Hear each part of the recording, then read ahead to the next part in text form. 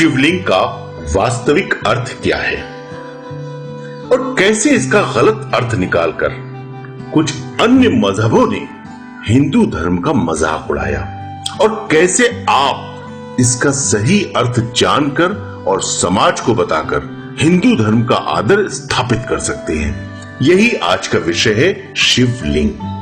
संस्कृत सभी भाषाओं की जननी है, इसे देववाणी भी कहा गया है। जैसा कि हम सब जानते हैं कि एक ही शब्द के विभिन्न भाषाओं में अलग अलग अर्थ निकाले जाते हैं। अब जैसे इसके उदाहरण के लिए मैं एक शब्द का इस्तेमाल करता हूं, सूत्र।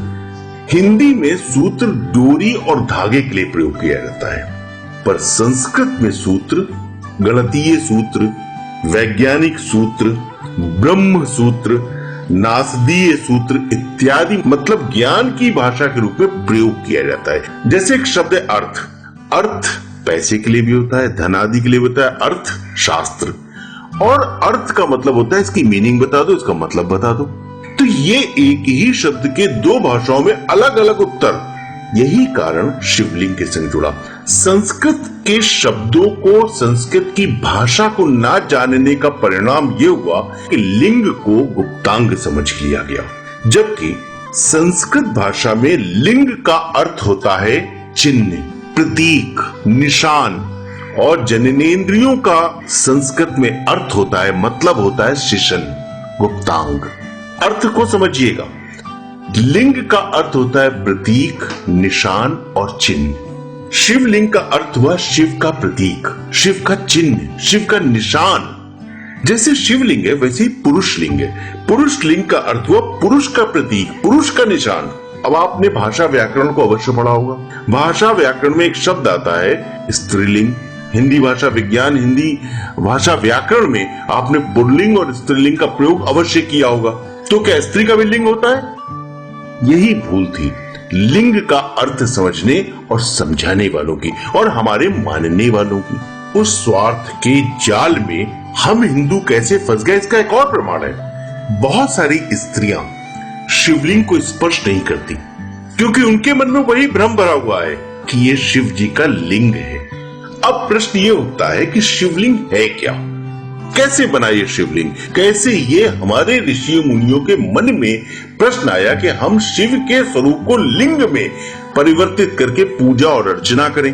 तो इसको भी हम आपको बताते हैं। शून्य, आकाश, अनंत, ब्रह्मांड और निराकार परम पुरुष का प्रतीक होने से इसे लिंग कहा गया। स्कंद पुराण में कहा गया है कि आकाश स्वयं लिंग है, शिवलिंग वातावरण सहित घूमती धरती तथा सारे अनंत ब्रह्मांड का अक्ष, धुरी, एक्सिस ही लिंग है।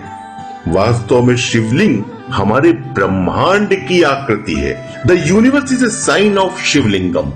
शिवलिंग का अर्थ अनंत भी होता है, अर्थात जिसका कोई अंत ना हो, आदि ना हो, मध्य ना हो, जो अंत से रहित हो वो अनंत, और ना ही जिसकी शुरुआत हो वो अनंत। ब्रह्मांड में दो ही चीजें हैं, ऊर्जा और पदार्थ। हमारा शरीर पदार्थ से निर्मित है और आत्मा ऊर्जा की निर्मित है, ऊर्जा से बनी है। इस प्रकार शिव पदार्थ और शक्ति ऊर्जा का प्रतीक है। इन दोनों के मिलन होने से शिवलिंग बनता है।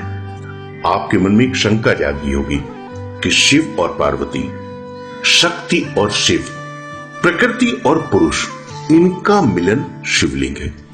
तो फिर वही बात है जो आपने सुनी थी, परंतु ये सच नहीं है। अब इस सच को समझाने के लिए मैं एक और कदम आपके साथ चलता हूं। हम योनि शब्द पर चर्चा करते हैं। मनुष्य योनि, पशु योनि, पेड़ पौधों की योनि, जीव जंतु की योनि। योनि का संस्कृत में जो अर्थ होता है वो है कि जीव अपने कर्म के अनुसार जब जन्म पाता है तो उसकी एक योनि बनती है। पर संस्कृत बहुत स्पष्ट रूप से कहती है कि मनुष्य में एक ही योनि है। स्त्री की योनि अलग नहीं है, पुरुष की योनि अलग नहीं है। जब दो, प्रकृति और पुरुष, प्रकृति स्त्री की प्रतीक है, पुरुष पुरुष का प्रतीक है, ये दोनों जब मिलेंगे तब एक योनि बनेगी। यानी शिवलिंग को बनाते समय शिव और शक्ति मिले नहीं है, उन्होंने एक योनि का निर्माण किया है और ये योनि ही हमारे लिए पूजनीय बनी। अब सबसे बड़ा प्रश्न ये है कि शिवलिंग का निर्माण कैसे हुआ। कैसे हमारे प्राचीन ऋषि मुनि जो विज्ञान की गहरी समझ रखते थे, उन्होंने शिवलिंग का आकार, शिवलिंग की शेप का निर्धारण किया। मैं उसको आपको बहुत सरल शब्दों में समझाता हूँ, और ये बात मैं नहीं कह रहा हूँ, ये बात स्कंद पुराण कह रहा है कि आरंभ में ऋषियों ने दीपक की ज्योति पर ध्यान केंद्रित करके भगवान को पाने का प्रयास किया, परंतु ध्यान एकाग्र नहीं हो पाता था, क्योंकि हवा चलती थी, हवा में वो ज्योति टिम टिम टिम टिम हिलने लगती थी और ध्यान बटने लगता था। जब ऋषियों ने लंबी अवधि तक ध्यान में सफलता नहीं प्राप्त की, तब उन्होंने उसका विकल्प ढूंढना आरंभ किया और दीप ज्योति का एक आकार पत्थर का बनाया और उसे शिवलिंग के रूप में स्थापित और मान्य किया।